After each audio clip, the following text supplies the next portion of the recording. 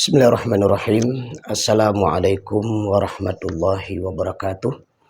Para pendengar Pro 1 RRI Lux Mawedi manapun berada yang dirahmati Allah Subhanahu wa taala. Insyaallah kita akan melihat beberapa ayat dan hadis Rasulullah yang berkenaan bahwa Ramadan adalah merupakan bulan Al-Qur'an. Yang pertama kita melihat firman Allah di dalam Al-Qur'an surah Al-Baqarah ayat 185. Allah berfirman, Syahrul Ramadan alladhi unzila fihi al-Qur'anu hudan linnas wa bayyinatin minal huda wal furqan ila akhiril ayat. Beberapa hari yang ditentukan itu ialah bulan Ramadan, bulan yang di dalamnya diturunkan permulaan Al-Quran sebagai petunjuk bagi manusia dan penjelasan-penjelasan mengenai petunjuk itu dan pembeda antara yang hak dan yang batil ila akhir ayat.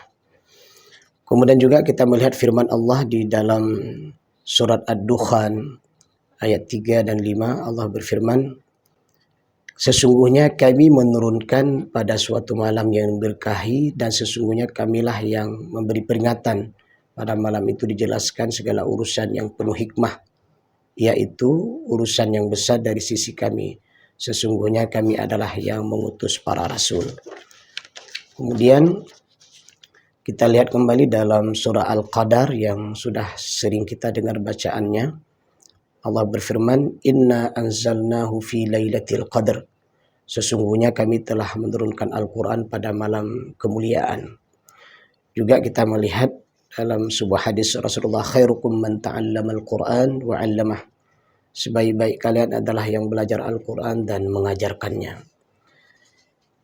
Beberapa ayat yang kita bacakan tadi dan hadis Rasulullah yang kita bacakan di sana menunjukkan bahwa Allah menurunkan Al-Quran secara sekaligus ke langit dunia pada malam Lailatul Qadar di bulan suci Ramadan. Jika Allah ingin menyampaikan sesuatu ke dunia, diturunkanlah ayat-ayat itu dari langit dunia hingga terkumpul seluruhnya. Ini riwayat dari Ibnu Abbas. Sesungguhnya di dalam bulan suci Ramadan Allah turunkan Al-Quran secara sekaligus, yaitu dari Lauhul Mahfuz ke Baitul Izzah. Ini menunjukkan bahwa betapa mulianya bulan suci Ramadan, di mana di dalam bulan suci Ramadan tersebut diturunkan Al-Quran, Masya Allah. Dan subhanallah, maka mulialah mereka yang senantiasa akrab dengan Al-Quran di bulan suci Ramadan. Ini sekaligus menguatkan pemahaman kita bahwa di antara sekian amal ibadah kita di bulan suci Ramadan, apakah itu berpuasa, memberi infak dan sedekah, kemudian berzikir, beriktikaf, membantu saudara-saudara kita, dan berbagai macam amal soleh yang lainnya termasuk menghidupkan malamnya dengan salat tarawih dan qiyamul lail, dan tentunya juga bagaimana kita juga menyibukkan diri kita dengan Al-Quran di bulan suci Ramadan yang sangat mulia ini. Maka di sini juga kita melihat beberapa ulama di mana mereka sangat akrab dengan Al-Quran di bulan suci Ramadan, sekaligus akan memberikan semangat kepada kita bagaimana akrabnya mereka di bulan suci Ramadan tersebut, dan menunjukkan sebuah sinyal kepada kita juga sebagai mukmin, sebagai muslim yang tentunya juga harus akrab dengan Al-Quranul Karim. Beberapa contoh kita melihat misalnya Al-Aswad bin Yazid, seorang ulama besar tabi'in yang meninggal dunia 74 atau 75 Hijriah di Kufah. Beliau biasa mengkhatamkan Al-Quran di bulan suci Ramadan setiap 2 malamnya. Dari Ibrahim An-Nakha, ia berkata, Al-Aswad biasa mengkhatamkan Al-Quran di bulan Ramadan setiap 2 malam. Subhanallah. Ini luar biasa, seorang ulama di mana mengkhatamkan Al-Quran setiap 2 malamnya. Disebutkan juga dalam kitab yang sama, di luar bulan Ramadan, Al-Aswad biasa mengkhatamkan Al-Quran dalam 6 malam. Waktu istirahat beliau untuk istirahat antara maghrib dan isya. Di sini menunjukkan bagaimana kegigihan seorang ulama yang di luar Ramadan mengkhatamkan Al-Quran setiap 6 malam, namun di dalam bulan Ramadan mengkhatamkan Al-Quran setiap 2 malam. Siapa beliau? Al-Aswad bin Yazid, seorang ulama besar tabi'in. Kemudian kita melihat lagi bagaimana Imam Syafi'i rahimahullahu alaih, yang kita kenal dengan Imam Syafi'i yang terkenal sebagai salah satu ulama mazhab, disebutkan oleh muridnya Ar-Rabi' bin Sulaiman, Imam Syafi'i biasa mengkhatamkan Al-Quran di bulan Ramadan sebanyak 60 kali. Ditambahkan oleh Ibnu Hatim bahawa khataman tersebut dilakukan di dalam solat. Masya Allah.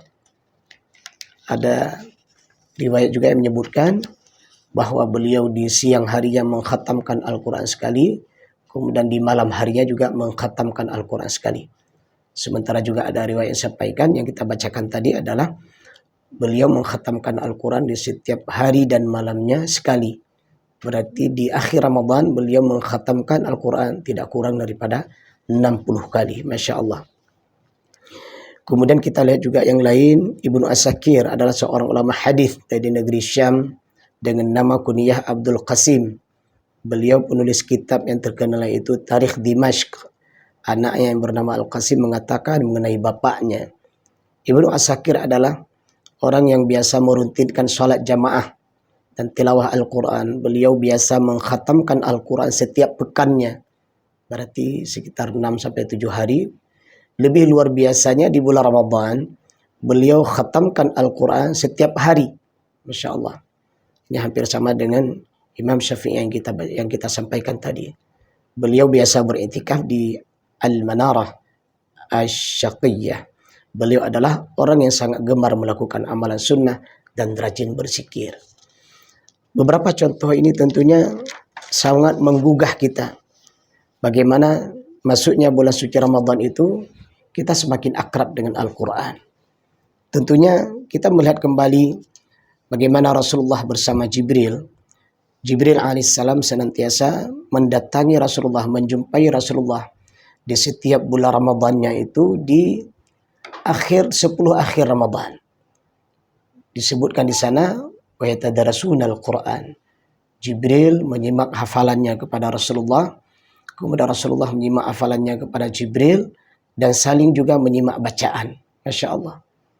Bahkan di saat akan wafatnya Rasulullah SAW, Jibril turun bukan di 10 yang terakhir, malah di 20 terakhir Ramadan. Ini mengandung makna bahwa di 11 Ramadan Jibril turun menjumpai Rasulullah Muhammad SAW, wa yatadarasuna al-Quran. Saling membaca Al-Quran, saling menyimak hafalan Al-Quran. Sekaligus ini memberikan pemahaman kepada kita bahwa hendaknya masuknya bulan suci Ramadan, kita memperbanyak kegiatan bersama Al-Quran. Apakah itu dari segi tahsinul Qurannya, memperbagus bacaan Al-Quran. Apakah itu memahami atau mentadabbur daripada Al-Quran itu sendiri, mulai dari menerjemahkan dan menafsirkan, kemudian berusaha untuk memahami bagaimana mengamalkan nilai-nilai Al-Quran itu sendiri, dan mendidik kader-kader terbaik kita, putra-putri terbaik kita, bagaimana mereka bersikap dan berakhlak dengan Al-Quran. Itulah yang diharapkan. Maka oleh karena itu, bagaimana dengan ayat dan hadis Rasulullah yang kita bacakan ini, dan semangat Rasulullah dan para sahabat, serta salafus salaf, orang-orang terdahulu yang dekat dengan Al-Quran. Sekaligus ini memberikan pelajaran yang terbesar bagi kita adalah bagaimana Al-Quran yang hari-harinya kita baca, yang hari-harinya kita fahami, itu akan semakin akrab, semakin dekat kita dengan Al-Quran di bulan suci Ramadan. Tengoklah firman Allah yang kita bacakan tadi, Syahrul Ramadan alladhi unzila fihi al-Quran hudan linnas. Masya Allah. Setelah kita fasih dalam membaca Al-Quran, setelah kita mampu untuk menerjemahkan Al-Quran, kemudian kita berusaha untuk memahami tafsirnya. Dan selanjutnya adalah hudan linnas. Ketika kita paham tafsir daripada Al-Quran, maka kita berusaha untuk mengamalkan. Karena Allah menyebutkan hudan linnas. Al-Quran itu adalah menjadi petunjuk bagi manusia. Masya Allah. Begitu sayangnya Allah kepada kita. Setelah Allah menciptakan Nabi Adam dan keturunannya, yaitu kita semua yang berhadir di atas permukaan bumi ini, maka Allah turunkan jukla, yaitu Al-Quran. Untuk apa jukla tersebut? Hudan linnas, agar menjadi petunjuk dalam perjalanan kehidupan kita. agar menjadi pedoman pegangan bagi kita, sehingga kita tidak tersesat dalam perjalanan kehidupan ini. Bayangkanlah seseorang yang melintasi hutan belantara yang cukup luas. Mereka harus berhadapan berbagai macam cobaan dan tantangan, apakah itu sungai, binatang berbisa, pepohonan, dan berbagai macam kondisi lainnya yang harus dihadapi saat dia berada di hutan belantara. Tentunya mereka sebelum terjun ke hutan belantara tersebut, mereka punya panduan, mereka punya pedoman, mereka membawa peralatan-peralatan saat beristirahat untuk makan dan minumnya, dan bagaimana cara menghadapi berbagai macam tantangan alam. Itu sebuah gambaran sederhana. Nah, kita hari ini yang hidup di bumi Allah, setelah Allah menciptakan kita, maka kita hidup di atas permukaan bumi Allah, maka Allah turunkan jukla kepada kita, yaitu Al-Quran. Masya Allah. Di antaranya bagaimana ketika Allah memberikan petunjuk kepada kita. Orang-orang yang paling beruntung adalah walladzina amanu wa amilus salihat ulaika ashabul jannah hum fiha khalidun. Walladzina amanu, dan orang-orang yang beriman, wa amilus salihat, dan yang beramal soleh, diberikan surga kepada mereka. Masya Allah. Ini adalah perkara yang sangat besar. Persoalan yang harus kita fahami bahwa persoalan keimanan.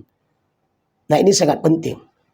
Kenapa kita harus memahami persoalan keimanan? Karena persoalan keimanan adalah persoalan kita menyembah Allah Subhanahu wa Ta'ala. Bersyukur alhamdulillah kita terlahir dari keluarga mukmin, terlahir di dalam keluarga muslim, sehingga kita sejak dari kecil, beranjak remaja, beranjak dewasa sampai hari ini, kita menjadi orang yang memeluk dinul Islam. Ini nikmat terbesar, sebuah nikmat yang luar biasa yang Allah berikan. Kita hadir dalam keadaan berislam dan beriman. Dan inilah yang dipesankan di dalam Al-Quran. Bagaimana Allah mengajak kita menjadi pribadi yang menyembah Allah. Jangan menyembah selain Allah. Maka merugilah orang yang hidup di atas bumi Allah ini. Dalam perjalanan kehidupannya ternyata salah memilih agama. Salah menyembah Tuhan. Mereka menyembah batu. Mereka menyembah pohon. Mereka menyembah sungai. Mereka menyembah berhala. Berbagai macam bentuk sesembahan-sesembahan.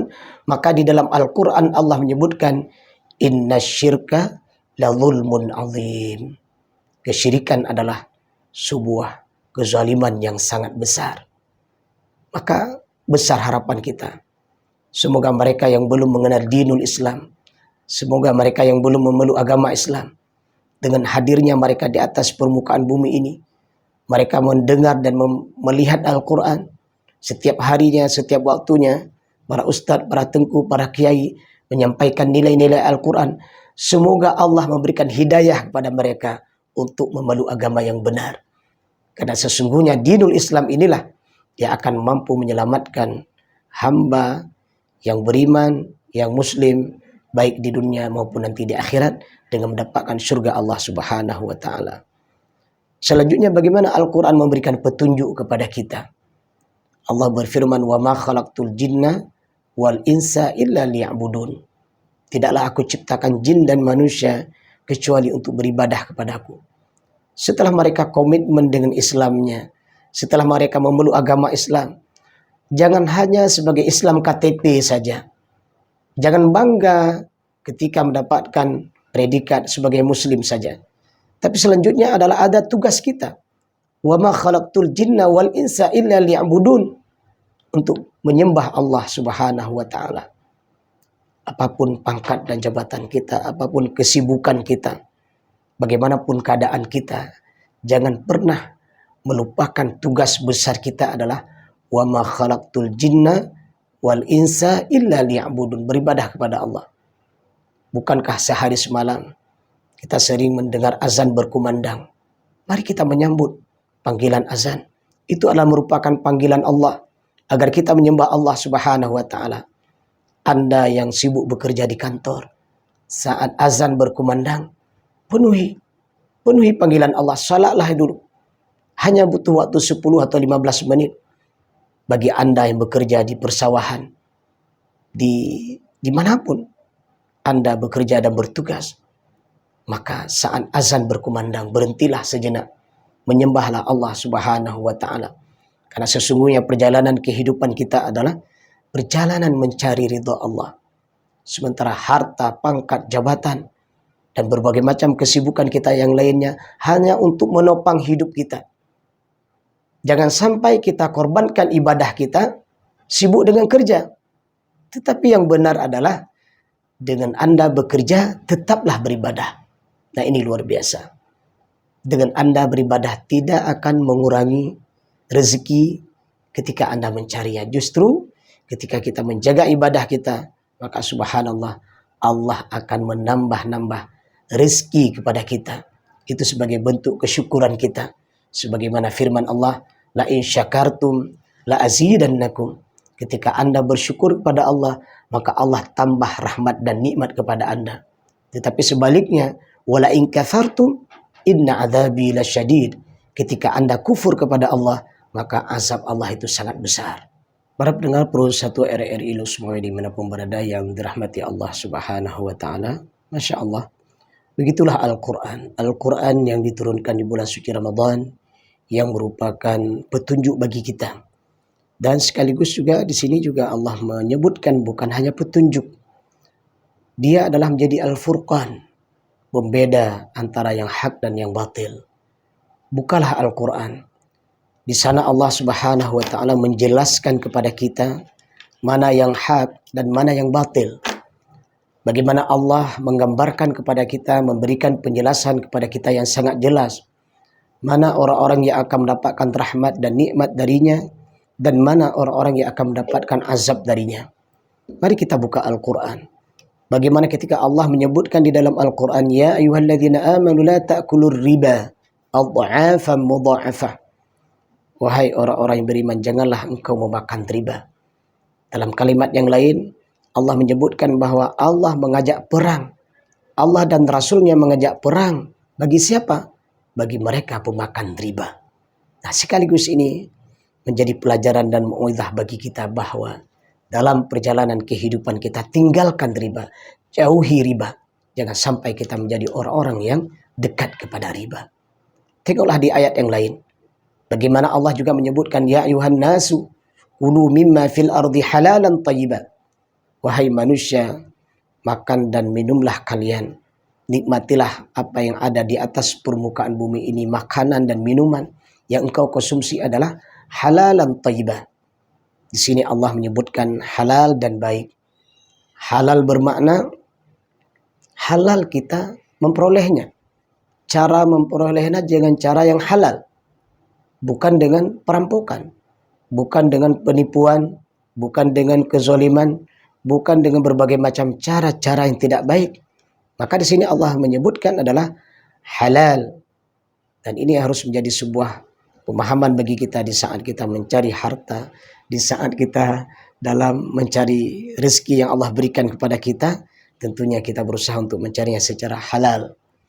Kemudian halal juga bermakna adalah rezeki yang kita dapatkan tersebut kita gunakan ke jalan yang halal. Masya Allah. Ada orang yang mencari rezeki dengan halal terkadang ketika menggunakan bukan kepada yang halal, justru kepada yang haram. Ada orang juga ketika mencari rezeki dengan haram tapi digunakan kepada yang halal. Nah, ini tidak benar. Yang benar adalah kita mendapatkan dengan cara yang halal dan kemudian adalah kita menggunakan dengan kepada jalan yang halal pula. Kemudian selain halal, Allah juga menyebutkan thayyibah, artinya baik. Makanan, minuman, rezeki yang kita dapatkan tersebut adalah mengandung nilai kebaikan. Nilai kebaikan di sini bermakna mengandung gizi, mengandung manfaat, sehingga ketika dikonsumsi memberikan kebaikan kepada yang mengkonsumsinya. Ketika seandainya dia berbisnis dengan barang tersebut, juga memberikan kebaikan kepada orang-orang di sekitarnya. Masya Allah. Maka Allah juga menyebutkan, wa yuharrimu alaihimul khaba'ith. Dan Allah mengharamkan segala sesuatu yang khaba'ith. Apa itu khaba'ith? Segala sesuatu barang, makanan, minuman yang mengandung daripada najis. Khaba'is ini adalah bentuk jamaknya. Artinya banyak sekali kemudaratan di dalamnya.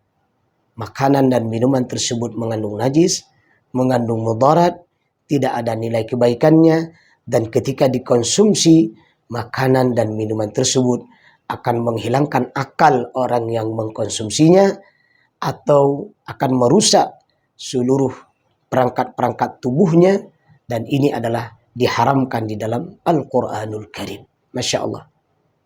Bagaimana Allah memberikan petunjuk kepada kita? Bagaimana Allah memberikan penjelasan kepada kita? Bagaimana Allah memberikan perbandingan kepada kita antara yang baik dengan yang tidak baik. Para pendengar Pro1 RRI Luxmawi dimanapun berada yang dirahmati Allah Subhanahu wa Ta'ala, semakin kita membuka Al-Quran, semakin kita merenungi makna-makna yang ada di dalam untayan kalimat-kalimat Al-Quran, maka akan semakin mencerahkan kehidupan kita. Tengoklah bagaimana ketika Allah menyebutkan perjalanan kehidupan ini adalah bukan hanya di dunia saja, namun ada kehidupan yang lain selain di dunia, yaitu alam akhirat. Maka di sini perhatikanlah bagaimana perbedaan ketika Allah menyebutkan dunia dengan Allah menyebutkan akhirat. Setiap Allah menyebutkan dunia, maka ada kalimat mata'un qalil, itu adalah nikmat yang sedikit. Wa mal hayatud dunya illa mata'ul ghurur, dunia itu hanyalah tipuan yang akan menipu kita. Dunia itu kullu man 'alaiha fan, setiap yang ada di dunia itu pasti akan ada akhirnya, pasti akan fana. Bukankah ketika juga Allah menyebutkan idza zulzilatil ardu zilzalaha, ketika nanti terjadi kiamat kubra, maka dunia yang hari ini kita tengok begitu indahnya, begitu luar biasa terpana setiap yang melihatnya, dan bahkan kita berekreasi ke tempat-tempat wisata, ke tempat-tempat terindah di dunia. Perhatikan itu semua. Ketika Allah menyebutkan di dalam surat Al-Hadid, maka nanti dia akan menjadi kering, kemudian nanti akan menjadi kuning, setelah menjadi kuning ketika itu, kemudian setelah itu menjadi hancur, dan akhirnya dia akan menjadi rusak dan binasa. Maka Allah menyebutkan kullu man 'alaiha fan, idza syamsu kuwirat, wa idza nujumu kadarat, wa idzal jibalu suyirat. Ketika nanti langit digulung, kemudian matahari berjatuhan, kemudian bintang-bintang berjatuhan, kemudian benda-benda planet yang hari ini dalam keadaan teratur berputar pada porosnya. Tapi ketika terjadi kiamat kubra, semua itu nanti akan berantakan. Tengoklah, lihatlah bagaimana nanti ketika ditiup sangkakala, maka saat tiupan pertama, semua yang ada di bumi ini akan hancur. Begitulah ketika Allah menyebutkan dunia. Tapi lihatlah ketika Allah menyebutkan akhirat. Walal akhiratu khairul laka minal ula. Dan ketahuilah kehidupan di akhirat itu lebih utama. Wal akhiratu khairu wa abqa. Dan kehidupan akhirat itu adalah kekal abadi. Masya Allah. Maka juga kita lihat dalam hadis Rasulullah bagaimana ketika Rasulullah menyebutkan nikmat di dunia itu hanya sekian persen saja. Sedangkan nikmat di akhirat itu ada 99 sekian persen. Masya Allah. Manakah yang kita cari? Apakah kita mencari nikmat yang 0 sekian persen atau 1 sekian persen yang hanya di dunia, sementara kita mengorbankan nikmat yang 99 Allah tunda di akhirat? Tentu jawabannya kita akan lebih mengutamakan nikmat akhirat. Masya Allah. Kita renungkan ayat-ayat tentang kehidupan dunia. Kita renungkan ayat-ayat tentang kehidupan akhirat. Maka akan membuat hati kita menjadi cerah. Hati kita akan menjadi tajam. Hati kita akan menjadi hati yang takut kepada Allah. Akan membuat kita semakin semangat beribadah kepada Allah. Akan membuat kita semakin semangat untuk memanfaatkan kehidupan dunia ini sebagai sarana untuk mencari surga Allah di akhirat nantinya. Masya Allah. Tengoklah ayat-ayat yang lain, firman Allah yang lain, yang semua itu adalah mengarahkan, membentuk karakter kita menjadi pribadi-pribadi yang terbaik. Para pendengar Pro1 RRI Luxmawi dimanapun berada yang dirahmati Allah, Ini hanya beberapa ayat yang kita baca. Tentunya dengan beberapa ayat ini akan menggugah kita. Bagaimana kita mendalami Al-Quran. Bagaimana kita memahami Al-Quran. Maka insya Allah Al-Quran itu akan membentuk karakter kita. Apalagi seorang pemimpin yang akrab dengan Al-Quran. Maka seorang pemimpin juga akan membentuk karakter pemimpin yang taat kepada Allah. Ketika dia seorang ahli bisnis misalnya, maka dia membuka ayat-ayat tentang bisnis, maka bisnisnya pun akan mendapatkan ridha Allah Subhanahu wa taala. Seorang pemuda dan seorang pemudi, ketika dia membuka lembar-lembar Al-Quran, ketika dia memahami makna-makna yang ada di dalam Al-Quran, maka dia akan menjadi pemuda dan pemudi yang taat kepada Allah, yang berguna bagi bangsa, agama, dan negara. Siapapun mereka, level apapun mereka, pangkat dan jabatan apapun yang mereka miliki, ketika mereka akrab, memahami Al-Quran, memaknai Al-Quran, berusaha untuk mengamalkan nilai-nilai Al-Quran, ketahuilah dia akan menjadi hamba-hamba yang mulia. Ramadan Karim datang bersama kita. Mari kita manfaatkan. Bulan Ramadan adalah bulan Al-Quran. Memperbanyak membacanya, memperbanyak memahami maknanya, dan berusaha untuk mengamalkan nilai Al-Quran tersebut. Semoga seperti sabda Rasulullah SAW, Iqra'ul Quran, fa innahu ya'ti yawmal qiyamah syafi'an li ashabih. Bacalah Al-Quran, karena sesungguhnya Al-Quran nanti di hari akhirat akan datang, memberikan syafaat kepada pembacanya, sambil dia berkata, Ya Rabb, si fulan menahan ngantuknya di malam hari membacaku, sebagaimana dia telah membacaku di dunia, akrab denganku di dunia. Maka izinkan hari ini, di hari akhirat ini, di hadapanmu ya Rabb, aku memberikan syafaat kepada yang telah membacaku dan telah memahamiku. Semoga Allah menjadikan kita golongan yang akan mendapatkan syafaat dengan asbab kita akrab dengan Al-Quran selama hidup di dunia, terutama di bulan yang sangat mulia ini, bulan Ramadan, bulan Al-Quran. Insya Allah kita semakin akrab dengan Al-Quran. Akrabkan diri kita, akrabkan keluarga kita, akrabkan masyarakat kita, dan bahkan sebuah bangsa yang akrab dengan Al-Quran, maka bangsa tersebut akan diberikan rahmat dan nikmat oleh Allah Subhanahu wa taala. Semoga bermanfaat. Alhamdulillahirabbil alamin. Subhanakallahumma wa bihamdik, asyhadu an la ilaha illa anta, astaghfiruka wa atubu ilaika. Assalamualaikum warahmatullahi wabarakatuh.